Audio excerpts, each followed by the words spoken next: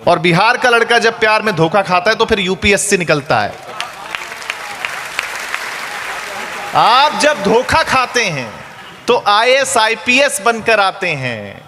आप जब धोखा खाते हैं तो आईएएस आईपीएस बनकर आते हैं। शांति दूत का पाठ पढ़ाकर आप ही बुद्ध कहलाते हैं।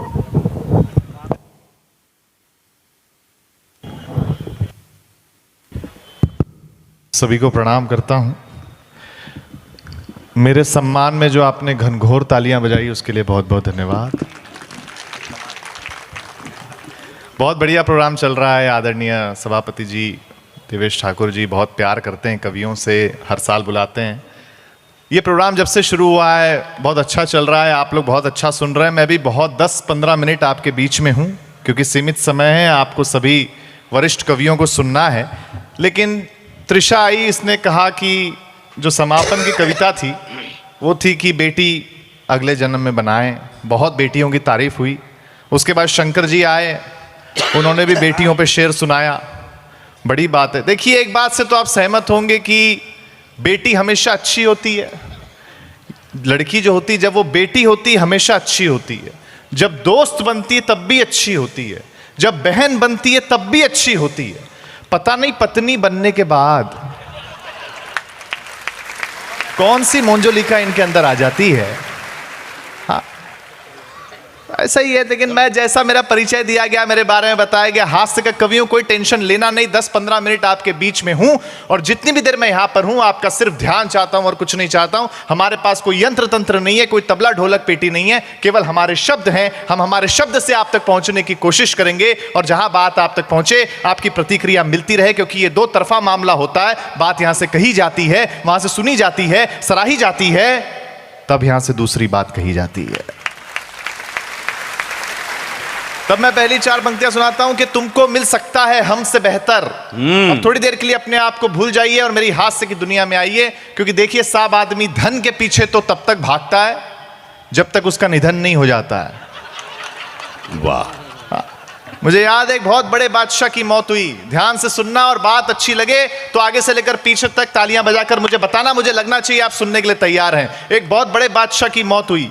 वो अपनी पत्नी के लिए 1000 करोड़ रुपए छोड़ के मरा। उसकी पत्नी ने घर के नौकर से शादी कर ली। उस दिन नौकर ने कहा कि मुझे अब तक ऐसा लगता था कि मैं मालिक के लिए काम करता हूं, आज समझ में आया मालिक मेरे लिए काम करते थे।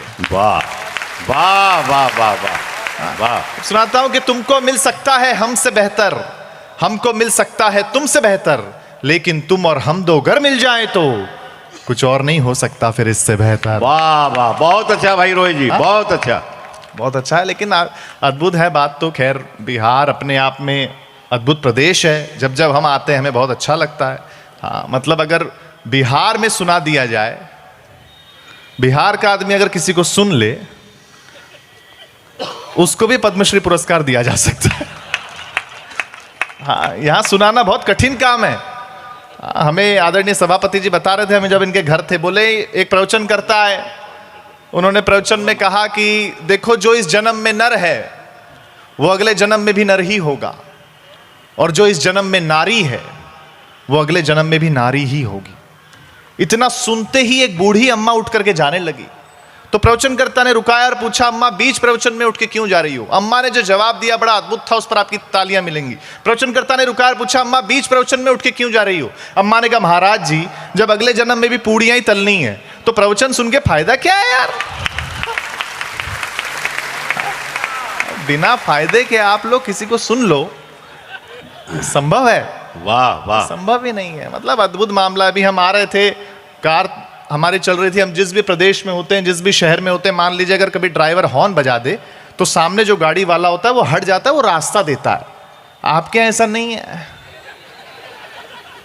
हमारे ड्राइवर ने हॉर्न बजाया, आगे पीछे मुड़ के देख रहा है, बोले बजाया कौन है? इतनी हिम्मत किसकी हो गई? फिर दिनेश बावरा जी गोरखपुर से आते, इन्होंने ड्राइवर को समझाया, बोले भाई ये बिहार है, रहने दे, कट्टा उट्टा निकाल लिया, मुश्किल हो जाएगी। हाँ, अद्भुत मामला है आप लोगों का। मतलब बता रहे थे मुझे सुनील जोगी जी, बहुत वरिष्ठ कवि हैं, आज इनको सुनिएगा, आप बहुत आनंद देंगे। बहुत साल से बिहार आ रहे हैं। इन्होंने बताया, बोले एक बार का सच्चा किस्सा है रोहित, तुमको बताऊं, बिहार को हल्के में मत लो।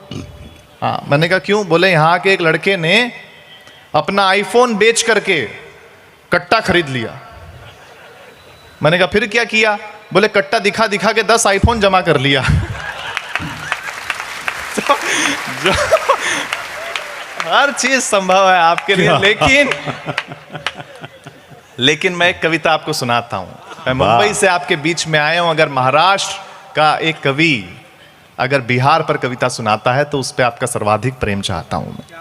तब मैं सुनाता हूं कविता, सुनिए और आपका आशीर्वाद चाहता हूं कि थका नहीं है राज्य कभी ये, सुनिएगा कि थका नहीं है राज्य कभी ये, कभी न हिम्मत हारी है।